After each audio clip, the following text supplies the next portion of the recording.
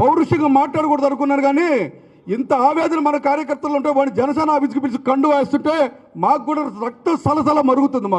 మమ్మల్ని సంప్రదించాలని ఇంగిత జ్ఞానం ఉండాలి అవతల వాళ్ళకి. ఒంగోలులో జరిగింది ఒంగోలుకి పరిమితం కాదు, రాష్ట్ర వ్యాప్తంగా కూడా అది చూపిస్తుంది. రాష్ట్ర వ్యాప్తంగా కూడా జనసేన పార్టీ మీద తీవ్రమైన ప్రభావం చూపిస్తున్నంత కూడా. ఎందుకంటే మా పార్టీ కార్యకర్తలు మొత్తం రాష్ట్ర వ్యాప్తంగా అన్ని నియోజకవర్గాలు ఏం జరుగుతుందో గమనిస్తున్నారు. జనసేన పార్టీకి ఏ విధంగా తెలుగుదేశం పార్టీ నుండి సహకారం లభిస్తుందో కూడా చూస్తున్నారు. మీరు సహాయ నిరాకరణ చేస్తే పర్లేదు, కానీ అది దాటి కూడా మీరు ఇంకా ముందుకెళ్లిపోయి ఆర్థికంగా దెబ్బతీయడాలు, వ్యక్తిత్వ హననాలు చేయడాలు, ఇష్టారాజ్యంగా చేయడాలు, ఇవన్నీ కూడా జనసేన పార్టీ నాయకులు కార్యకర్తలు సహించరండి.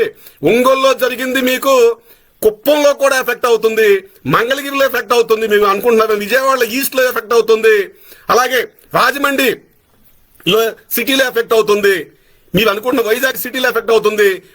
ఎక్కడికక్కడ ఒక ఒంగోలులో జరిగితే ఏం కాదనుకోవద్దండి. కాలం మారింది, 1980 ఈనాటి కాలం కాదు. మీ పేపర్లో రాసిందే వార్త అవడానికి, మీరు చెప్పిందే వార్త అవడానికి ఈరోజు సోషల్ మీడియా చాలా చాలా చాలా బలంగా ఉంది. ప్రింట్ మీడియాని, ఎలక్ట్రానిక్ మీడియాని, మెయిన్ స్ట్రీమ్ మీడియాని దాటేసి ఈరోజు సోషల్ మీడియా వెళ్ళింది. ప్రతిదీ కూడా, ప్రతి సమాచారం కూడా ఈరోజు అట్టడుగు స్థాయిలో ఉన్న వ్యక్తులకు కూడా, ఈరోజు అట్టడుగు స్థాయి అంటే దాని అర్థం ఏంటంటే గ్రామాల్లో ఉన్న వ్యక్తులకు కూడా, కమ్యూనికేషన్స్ పెద్దగా లేని వ్యక్తులకు కూడా, ఇంట్లో టీవీ లేకపోయిన చేతిలో సెల్ ఫోన్ ఉంటుంది ఈ రోజు నాడు.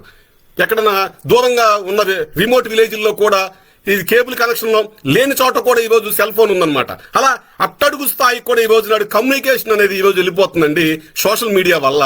మీరు భ్రమంలో ఉన్నారేమో, ఒంగోలులో జరిగింది మిగతా చోట కాదని చెప్పేసి.